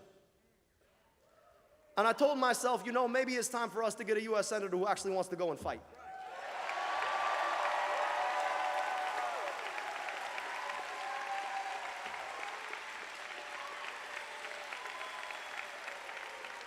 Now, y'all know this is not my first rodeo. I ran for governor back in 2018. It was the first time that orange gentleman had been elected. And I told myself, you know what? I know I might be 32, but let's go big or go home. I went big, then I went home. But we earned 340,000 votes. We got outspent 7-1, but we were 2-1 more efficient than our opponent who won, and 3-1 more efficient than the guy that Donovan's about to kick out of Congress. And we said something in that race I think now has matured, which is that Donald Trump is not himself the disease of our politics. He's just the worst symptom of the disease of our politics. The disease is the system that allows big corporations, billionaires, special interests like AIPAC to buy and sell politicians to do their bidding instead of ours. We have to pay more for all we pay for, get paid less for the work we do, and watch as our tax dollars get misappropriated to drop bombs and buy tanks abroad rather than to invest in schools and healthcare here at home. So we're running a simple campaign. We want money out of? Put money in your? Pass Medicare for? And look, that campaign's taken us to 110 different cities now, 475 public events. And people say the same things. You can be in a living room in Lansing, a church here in Detroit, a VFW hall in Escanaba, a park in Grand Rapids. People ask you the same things. When am I going to be able to afford my health care? Why does it feel like I'm working twice as hard to get half as far? Why do I keep driving all over the same stupid pothole they told me they were going to fix? Why do I pay my taxes to kill other people when my own kid deserves a better school?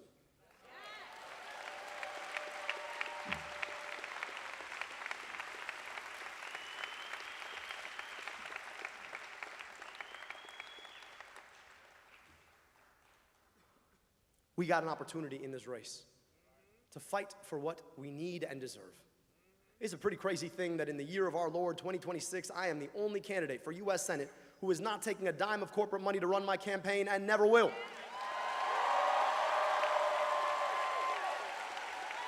And frankly, Detroit, I think that should be illegal. Because ask yourself, if a Democrat is funded by DTE and a Republican is funded by DTE, it doesn't matter which one wins, DTE wins.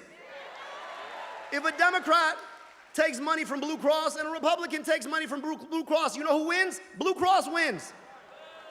If a Democrat takes money from AIPAC and a Republican takes money from AIPAC, AIPAC wins.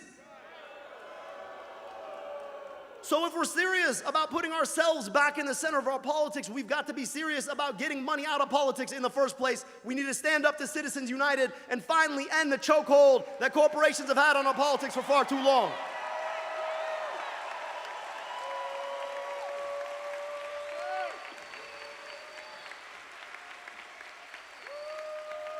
Now, you heard from the indomitable Shawn Fain,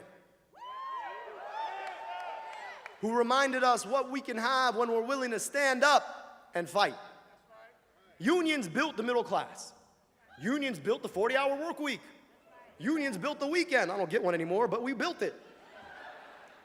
Unions built the fact that our kids go to school instead of going to work. And unions can build it again when we're willing to stand with unions. So it is time for us to stand with our union sisters and brothers. We got to pass that PRO Act. We've got to normalize union organizing in every sector of American life. And while we're at it, let's stand up to the corporations who tell us that there's no more money for workers. Let's ban stock buybacks.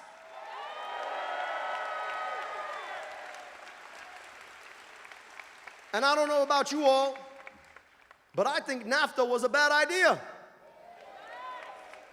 I think USMCA wasn't much better. And as much as I cannot stand Donald Trump's approach to tariffs, which is, like all things, ham-fisted, chaotic, and self-serving, I actually think there's a role for targeted tariffs to protect our working sisters and brothers in this country.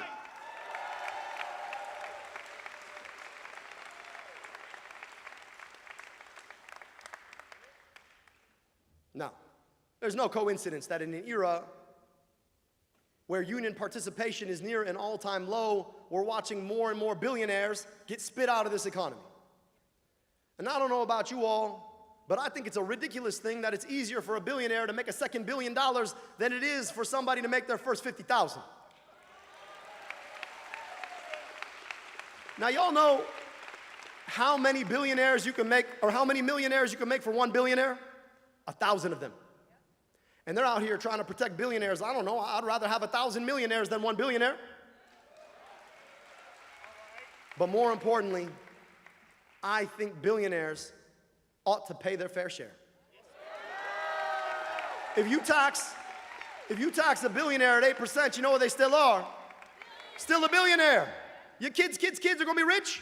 Maybe you could pay your fair share so the rest of our kids can get to go to good schools and travel functional roads and get good health care. So it is high past time for us to stand up to the billionaire class and tax them their wealth.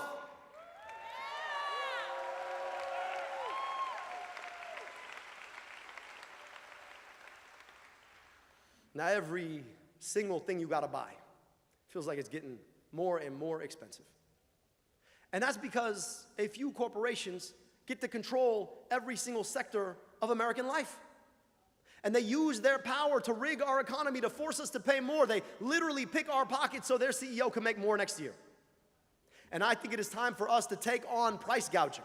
I think it is time for us to take on monopolies and oligopolies. I think it is time for us to stand up to corporate power.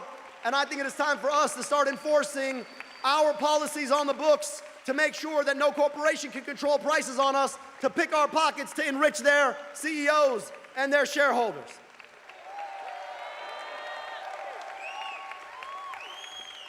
Now, there's one last point. You don't have to go too far from here to see a school that looks like it did 50 years ago. Every time you talk about trying to rebuild a school, they ask you, how are you going to pay for that? I don't know about you all, but I don't pay my taxes to buy another country a bomb or a tank. I pay my taxes so that all our kids get to go to good schools and get good health care. So it is time for us in this country to stand up and decide that we are no longer going to send unconditional foreign military aid to foreign governments. Not Israel, not Egypt, not Jordan, not Saudi Arabia. I want my tax dollars in Michigan. I want good schools in Michigan. I want good roads in Michigan. I want health care in Michigan. I want child care in Michigan. I want my money spent in Michigan. And no, they're going to try and tell you, oh, it must be you hate somebody. No, it is not because I hate anybody. It's because I love everybody. And I just want to be clear about one thing. I love and revere and deeply appreciate Judaism and the Jewish people. And I love and revere and deeply appreciate the Palestinian people and their history and their culture and their tradition. And I love and I revere our kids here at home who deserve better schools and health care. So forgive me if I want to keep our tax dollars here to buy schools and health care for our kids here, rather than send them to a foreign government to foreclose on the possibility of Palestinian self-determination and do genocide and apartheid.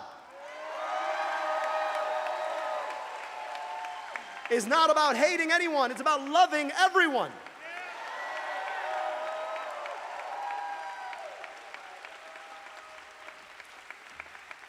And then let's be clear. I'm proud of the work we did on medical debt. I really am. But medical debt shouldn't exist in the first place. A third of American households holding debt because they went to see a doctor when they were sick. $225 billion of medical debt. That is more than the GDP of half the states in this country in medical debt. And we can wipe away all of that medical debt. And I just want to give you all some numbers here, okay? You can erase all the medical debt in this country for a penny on the dollar. So if you're doing the math, $225 billion, you can erase for what?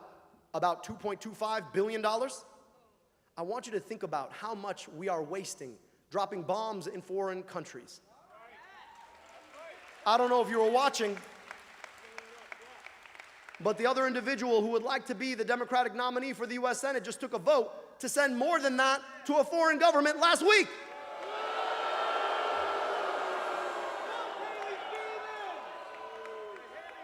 We got to be serious, y'all. And then we've got to be serious about the fact that nobody should incur medical debt again in the future. And the best single way to prevent that from happening is to finally meet the unmet promise of America and guarantee everybody health care through Medicare for all.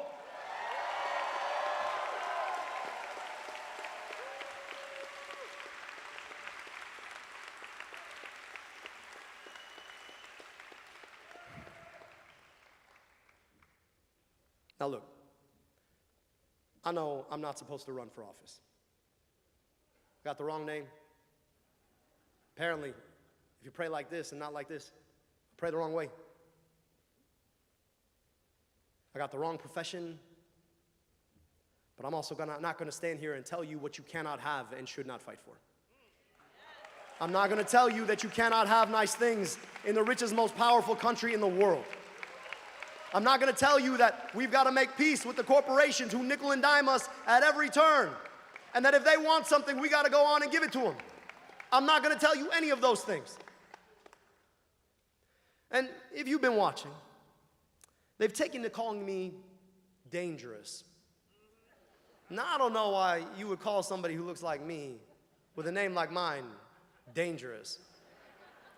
It's an interesting adjective to use. Nobody's ever called somebody who looks like me dangerous.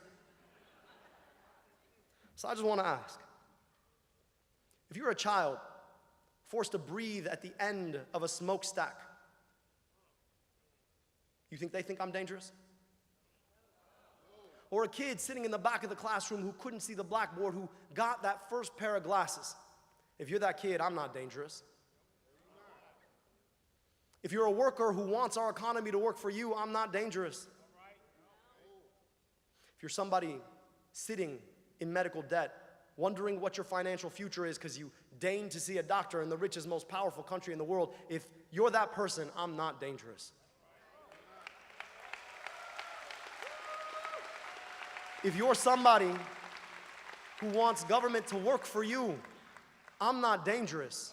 I might just be the one person running for US Senate who actually wants to serve you. But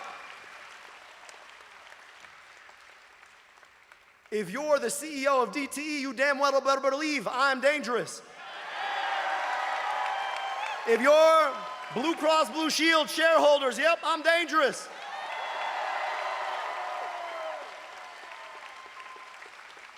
If you're a corporation wanting to buy a politician with their PAC, I'm dangerous. If you're AIPAC and want to send our money abroad, you damn well better believe I'm dangerous. If you're Chuck Schumer and want to keep doling out corporate money to elect people who are going to do your bidding, I am so damn dangerous. But if you're somebody who wants government to work for you, I aim to be the best friend you ever had. Now look, I told you, my childhood taught me just how blessed I was to be on the other side of an accident of history that had me born here. And earlier this month, we commemorated the 250th anniversary of this country. And it's been a moment of reflection, I think, for a lot of us, particularly considering who was president in this moment. Now, they want to sell us a fake, phony sense, a cartoon of what America is. America's no cartoon. America is an incredible place with flaws. A history of Indian removal, chattel slavery, the far too long fight for women's suffrage, the discrimination on who could immigrate here, Jim Crow, segregation. And as you reflect on those past 250, I think it's important for us to ask, how do we make sense of those flaws? America has one incredible gift, and that is the indelible capacity to correct. In this country, we don't make peace with our demons, we exercise them. In this country,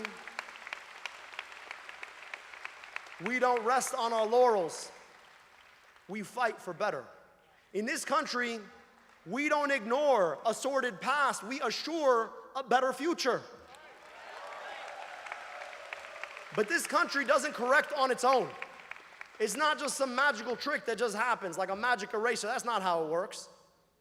It's because people come together to do the work of correcting. And usually they start out as a small group of people, denied by everyone, ignored, told to go away, marginalized, told it could never be better. And yet those people work, and they organize, and they build. And They build more movement. They talk to more people. And soon enough, the ranks swell. People come together. People from all walks of life, from the unlikeliest sources to the people affected most. Building together that movement of people that finally uses the democratic process to correct our ills.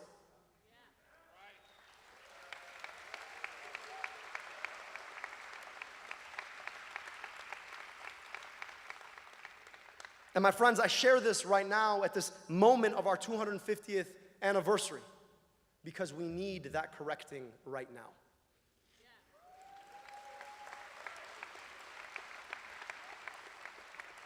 We live in the most unequal time in American history.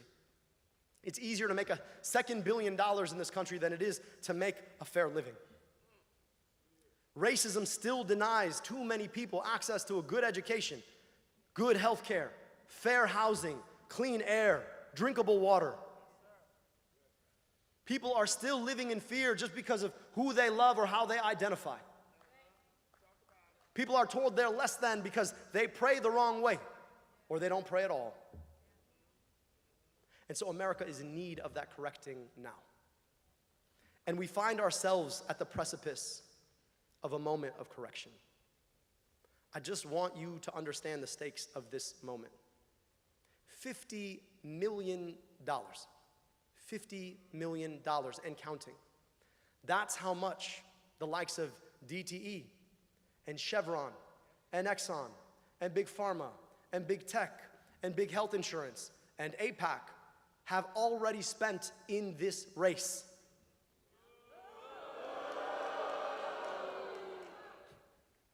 And we're still winning.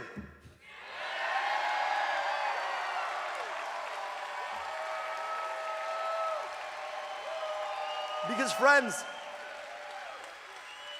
what they don't understand is that if all they got is money, we've got the many.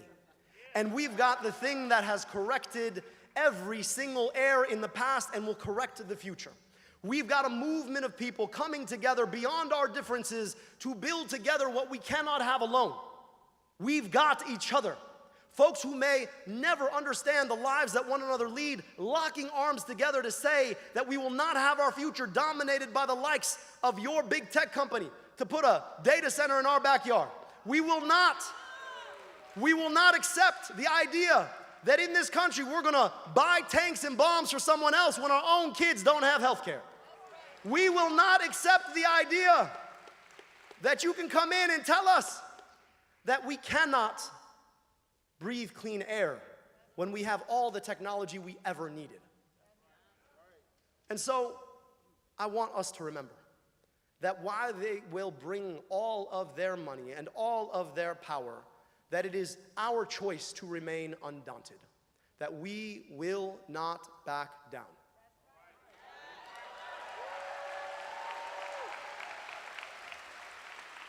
When they tell us we can't have health care, we won't back down. When they tell us that they're gonna raise our electricity rates, we won't back down. When they tell us they wanna put that data center in our backyard, we won't back down. When they tell us that they wanna take our tax dollars and give them there, when we've got kids who need them here, we won't back down. When they tell us we can't have union representation, we won't back down. When the billionaires tell us we can't tax them, we won't back down. And when they bring $50 million into this race, we won't back down. We will continue to do the work of democracy. We will go out there and knock those doors and make those phone calls and be undaunted at the polls. We will build a movement that connects to the love and the joy of the future we deserve rather than the sordid past we've had.